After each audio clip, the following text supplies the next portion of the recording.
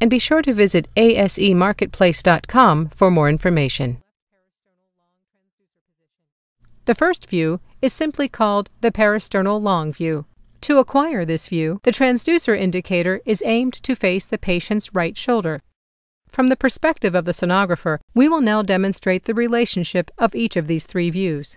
The parasternal long view will be our starting point. The transducer is tilted towards the patient's left shoulder to allow the acquisition of the right ventricular inflow tract, or RVIT view.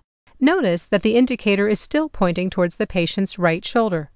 Finally, and starting again from the parasternal long view, the transducer is angled towards the patient's right hip to acquire the right ventricular outflow tract, or RVOT view. Notice that the indicator is still pointing towards the patient's right shoulder. Now we will look at each view to demonstrate the anatomic structures visualized. Notice that in this parasternal long axis view, the aorta is labeled in both the animated heart and the clinical image.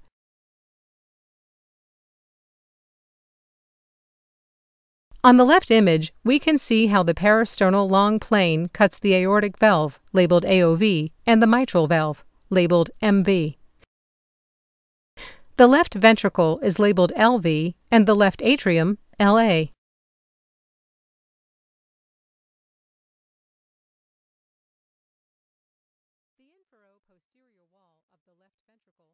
We hope you enjoyed this clip from the DVD, and be sure to visit asemarketplace.com for more information.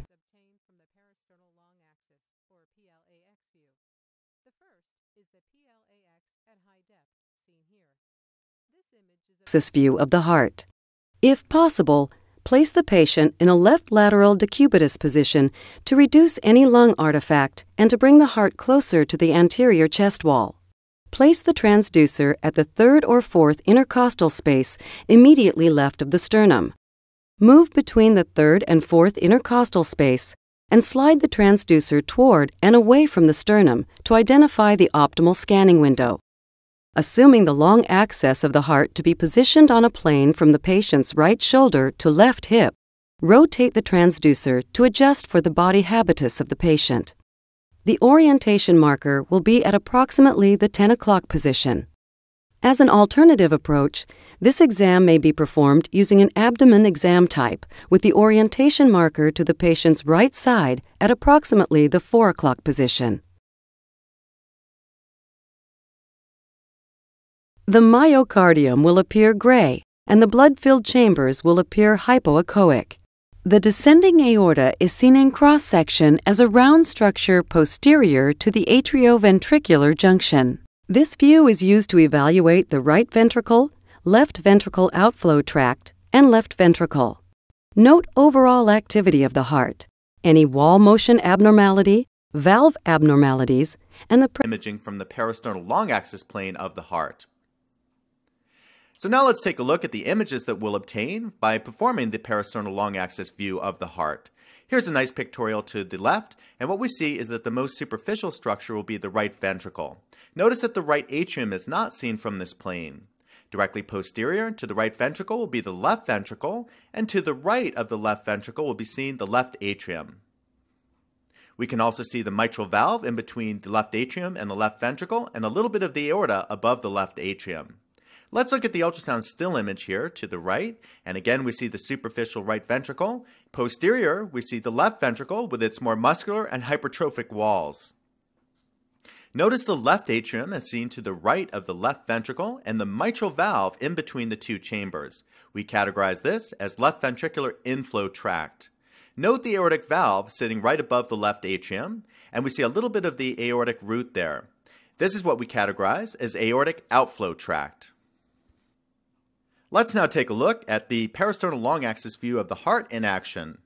Remember again that the most superficial chamber will be the right ventricle, and the normal dimensions of the right ventricle are that it should be about half the size of the left ventricle. If the right ventricle is the same size of the left ventricle, that could be a sign of RV strain. We see the left ventricle posterior to the right ventricle. Note its hypertrophic walls. This patient actually had long-standing hypertension. Let's look at the percentage change from diastole through systole, and here we see that the walls come in well with each heartbeat, indicating good contractility. We see the left atrium to the right of the left ventricle, and notice the mitral valve flipping up and down in between the left atrium and the left ventricle. We see here good movement of the mitral valve, indicating a good amount of blood flowing between the left atrium and the left ventricle. Now, just above the left atrium and to the right of the left ventricle, we see the aortic valve. And notice there, just to the right of the aortic valve, a little bit of the diamond-shaped aortic root. This will be our left ventricular outflow tract. Now, another very important structure to identify on bedside sonography is the descending aorta, which is a cylinder cut in cross-section right below the mitral valve, as seen in this image. This is a very important landmark because the posterior pericardial reflection, that white line seen posterior to the left ventricle, comes off anterior to the descending aorta. This allows us to tell if the fluid that we see there may be pericardial or pleural. It's going over left ventricular contractility. Here's a video clip showing excellent contractility of the left ventricle as taken from a medical student triathlete. Recall the chambers of the heart as taken from the peristernal long axis plane, the left atrium as seen in the posterior location, the mitral valve just to the left of the left atrium, and the left ventricle as seen with its hypertrophic walls. Notice the strong contractility of this left ventricle as the endocardial walls almost meet during systole. We see the aortic valve to the right of the left ventricle and the right ventricle in a superficial location above the left ventricle. Recall the descending aorta, the cylinder cut in cross-section just posterior to the left atrium. And note the posterior pericardial reflection coming off just anterior to the descending aorta and posterior to the left ventricle. And with a small indicator arrow, I'll trace out the posterior pericardial reflection. Note here the absence of any dark or anechoic fluid collections. Now let's contrast that last video clip with this one taken from a patient with an advanced cardiomyopathy. We recall the left ventricle and the right ventricle in a superficial location above the LV. Notice the very poor percentage change of the endocardial walls of the left ventricle during systole, indicating a very decreased ejection fraction. Here's a clip taken from a patient who presented with a transplanted heart and acute shortness of breath. We'll begin by identifying the descending aorta, as shown here to the bottom part of the picture. Note the posterior pericardial reflection, that white line coming off just anterior to the descending aorta. But what we see here is the presence of a dark fluid collection, a pericardial effusion that layers out posteriorly above the posterior pericardial reflection and comes anteriorly to surround the heart. With a small indicator arrow, I'll point to the anterior portion of the pericardial effusion and note the chaotic movement of the right ventricle as shown here. This is indicative of early tamponade or high pressures within the pericardial sac. Here's a video clip showing a potential mimic of a pericardial effusion. Let's begin by identifying that descending aorta as a cylinder cut in cross-section posterior to the left atrium, and we identify the posterior pericardium as shown here coming off just anterior to the descending aorta. Note the presence here of a large dark or anechoic fluid collection, but note that it layers out posteriorly there to the pericardium. Thus, this fluid is within the pleural cavity and not within the pericardial cavity. With a small indicator arrow, I'm again reinforcing the pericardial reflection and the presence of the fluid within the thoracic cavity, a pleural effusion. Next, we'll look at a video clip from a patient who presented with acute shortness of breath requiring intubation. First, we'll begin by identifying the descending aorta, then the posterior pericardial reflection. Note here the presence of fluid both within the pericardial sac, as shown here layering anterior to the pericardium, and posteriorly within the pleural cavity, layering out just below the pericardial reflection. Why, you might ask, does the patient have all this fluid? Well, let's look closely at the mitral valve, and on the posterior mitral valve leaflet, we see a calcified vegetation. This patient, in fact, had an infected dialysis catheter with mitral valve endocarditis and had developed wide-open mitral valve regurgitation, resulting in heart failure and all the fluid layering out within the pericardium and the thoracic cavity. In conclusion, the peristernal long axis view of the heart gives a great deal of information about our patient's condition. The peristernal short axis view of the heart. If possible, place the patient in a left lateral decubitus position to reduce any lung artifact and to bring the heart closer to the anterior chest wall. Place the transducer at the third or fourth intercostal space immediately left of the sternum. Move between the third and fourth intercostal space and slide the transducer toward and away from the sternum to identify the optimal scanning window. Assuming the short axis of the heart to be positioned on a plane from the patient's right shoulder to the left hip, rotate the transducer to adjust for the body habitus of the patient. The orientation marker will be at approximately the 2 o'clock position. As an alternative approach, this exam may be performed using an abdomen exam type with an orientation marker to the patient's left side at approximately the 8 o'clock position. The myocardium will appear gray, and the blood-filled chambers will appear hypoechoic. The left ventricle will appear as a donut shape in the center of the image. The anterior, septal, inferior, and posterior lateral walls of the ventricle can be identified. The mitral valve will be seen in cross-section. From this position, the transducer can be tilted upward to visualize the aortic valve in cross-section and downward to visualize the myocardium of the left ventricle. Note the wall motion of the myocardium. Lateral decubitus position may help imaging from the parasternal short axis plane. Here's what the views from the parasternal short axis plane of the heart will look like. We see a pictorial here to the left showing the left ventricle cut in cross-section as a cylinder, and the right ventricle as a little sliver just to the left of the left ventricle. We see an ultrasound image corresponding to the right, and note the left ventricle again, that cylinder cut in cross-section, and the right ventricle above the left ventricle more anteriorly and to the left. In this way, we get a good sense of the overall cylinder of the left ventricle and can gauge its contractility. Here's a video clip showing excellent contractility of the left ventricle as taken from the parasternal short axis plane, and note the muscular contractions of the left ventricle as a cylinder squeezing in dramatically during systole. We also note the mitral valve flipping up and down within the left ventricle, and the right ventricle as seen up and above the left ventricle. Now let's contrast this video clip showing excellent contractility with another patient who had an advanced cardiomyopathy. Note again the left ventricle, and note here the poor percentage change from diastole through systole, indicating an advanced cardiomyopathy with low ejection fraction.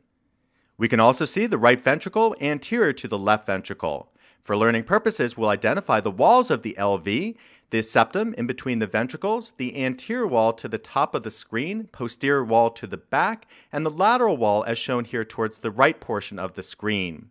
Now, while I show the walls of the left ventricle here, it's important to realize that the goal of emergency echo at the bedside is to determine overall left ventricular contractility rather than looking for segmental. Cardiac exam type is used to perform the apical 4-chamber view of the heart. If possible, place the patient in a left lateral decubitus position to reduce any lung artifact and to bring the heart closer to the anterior chest wall. Place the transducer at the apex or point of maximum impulse with the orientation marker to the patient's left side at a 3 o'clock position. As an alternative approach, this exam may be performed using an abdomen exam type with the orientation marker to the patient's right side. Aim to the right shoulder. The apex of the heart is visualized closest to the transducer. The myocardium will appear gray, and the blood-filled chambers will appear hypoechoic. The ventricles are in the near field, and the atria are in the far field of the image. This view is used to compare the size of the right and left ventricles and evaluate contractility. The right side of the heart, which is located on the left side of the screen, should be smaller than the left. The apical, septal, and lateral walls of the left ventricle are visualized in this view. To this position when performing the apical view of the heart. Now let's learn how to interpret the images that we'll obtain. We see here a pictorial to the left and an ultrasound image to the right. As we're imaging from the apical view of the heart, we're closest to the ventricles, and in this image we see the left ventricle to the right of the screen and the right ventricle adjacent. The atria from the apical view of the heart will be further away, thus posterior to the ventricles. And we see here the left atrium just below the left ventricle and the right atrium below the right ventricle. We also see the valves, the tricuspid valve to the left and the mitral valve to the right in between the left atrium and the left ventricle. We can also appreciate the white lines surrounding the heart, which is the pericardium. Now let's take a look at a video clip showing the apical view of the heart in action. This is taken from a medical student triathlete, so let's take a look at that left ventricle. We see the left ventricle in its more superficial location to the right of the screen. Notice the percentage change from diastole to systole. Note the walls almost touch with each heartbeat, indicating a good contractility. We see the right ventricle to the side of the left ventricle and the two atria posterior to the ventricles. Notice the mitral valve in between the left atrium and left ventricle and the tricuspid valve to the right side. Notice here the absence of any significant pericardial effusion. Let's contrast that last clip from this patient who has a dilated cardiomyopathy. And as we look at that left ventricle from the apical view of the heart, we see a very poor percentage change from diastole through systole. This is indicative of a very poor contractility of this heart. We see the right ventricle to the side of the left ventricle and the two atria posterior. Notice the sluggish movement of both the mitral valve and the tricuspid valve. We see a little bit of pericardial effusion, that little black rim around the heart, also going together with this patient's cardiomyopathy status. Here's an interesting video clip of a patient who presented with acute shortness of breath. And what we notice here is the right ventricle and the left ventricle closest to the screen, but we see here a very large pericardial effusion circumferentially surrounding the heart. And notice the heart swinging back and forth in all the pericardial effusion. This gives rise to the phenomenon known as electrical alternans, or different sizes QRSs on the EKG. Here's a patient who was in bad shape and presented with acute shortness of breath. We see a very large pericardial effusion, and let's look specifically at the right ventricle. Notice that it caves in from diastole due to the high pressure in the pericardial sac. Thus, this is indicative of advanced cardiac tamponade. This patient will need a stat pericardiocentesis procedure. Or subcostal view of the heart in the FAST exam. Place the transducer in the subxiphoid position with the orientation marker to the patient's right side at a 9 o'clock position. This view uses the liver as an acoustic window to visualize the 4 chambers of the heart. Aim the transducer slightly toward the left shoulder at a 15-degree angle to the chest wall. In some cases, the transducer is almost flat to the abdominal wall, so the ultrasound beam is directed toward the left chest cavity. A considerable amount of ultrasound gel and downward pressure may be needed to maintain contact of the transducer face with the abdominal wall.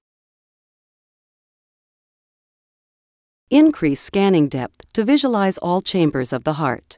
The first structure seen closest to the transducer is the liver. The right side of the heart will appear closer to the transducer than the left side of the heart on the ultrasound image. The myocardium will appear gray, and the blood-filled chambers will appear hypoechoic. The bright white pericardium is seen surrounding the heart adjacent to the gray myocardium. Evaluate the function of all chambers. Compare the size of the right and left ventricular cavities. Note any wall motion abnormality and the presence or absence of pericardial effusion. Down and up to get the good imaging plane underneath the sternum, to make the angle to get a good view of the heart from this plane. Let's now take a look at the image that you'll obtain from the subxiphoid view of the heart. Here's a pictorial to the left and an ultrasound image to the right. The first chamber that we'll encounter directly below the liver, which is our acoustic window in this case onto the heart, will be the right ventricle. Immediately posterior to the right ventricle will be seen the left ventricle, and as shown in this pictorial, notice that it has more muscular and hypertrophic walls. From the subxiphoid plane, we'll also be able to image the right atrium to the left of the right ventricle and the left atrium just to the left of the left ventricle. We can also appreciate the white line that is the pericardium circumferentially surrounding the heart. Now that we know where the chambers are, let's take a look at a video clip of a normal heart from the subxiphoid plane. As we remember, the liver is our acoustic window onto the heart from this plane, and so the liver will be seen anteriorly just to the top of the screen. Just below the liver, we appreciate here the right ventricle, and notice here, just to the left of the right ventricle, we can appreciate the right atrium. Notice the tricuspid valve flipping up and down in between the right atrium and the right ventricle. Now, let's look posterior to the right ventricle, and we appreciate the left ventricle. Notice again, it's more muscular and hypertrophic walls. Just to the left of the left ventricle, we appreciate in this case the left atrium, and we also get a glimpse here of the mitral valve flipping up and down in between the left atrium and the left ventricle. Now let's look at that white line both anteriorly above the right ventricle and posterior below the left ventricle that is the pericardium. Note here the absence of any significant pericardial effusions. In that last video clip, we noted good contractility of the left ventricle from diastole to systole. Let's contrast that clip to this one from a patient who presented with shortness of breath and advanced cardiomyopathy. We see the right ventricle just below the liver, anterior to the left ventricle. And what we see here is a poorly contracting and dilated left ventricle, consistent with a cardiomyopathy heart. However, note the absence of any significant dark or anechoic fluid collections consistent with a pericardial effusion. Here's a patient who presented with renal failure and acute shortness of breath. We're again looking from the subxiphoid plane, so we see a little strip of the liver anteriorly, the right ventricle just below the liver, and the left ventricle seen posteriorly to the right ventricle. Notice how hypertrophic the walls of the left ventricle are in this patient. We also appreciate a dark fluid collection both anteriorly just below the liver and above the right ventricle and posterior below the left ventricle, consistent with a circumferential or large pericardial effusion. If we see a large pericardial effusion on bedside echo, our next move is to look for signs of cardiac tamponade. Here's a patient who manifests all the signs of cardiac tamponade on bedside echo. Let's look specifically at the right side of the heart. Notice the very large pericardial effusion and note the chaotic movement of the right ventricle as it struggles to open during diastole. The compression of the right ventricle in this patient is consistent with advanced cardiac tamponade. The right side of the heart is preferentially compressed before the left ventricle due to its lower pressure circuit. In conclusion, I'm glad I could share with you the Soundbites module going over the subxiphoid view of the cardiac echo examination. This is a very important exam to put into your routine practice in looking at your patient's heart at the bedside, and will tell you if the patient has a pericardial effusion, as well as giving a sense of left ventricular contractility. Also, the subxiphoid view of the heart gives better views of the right side of the heart than the more superior peristernal views of the heart. So I hope to see you back as Soundbites continues and as we move on to discuss the other echo exam planes of the heart.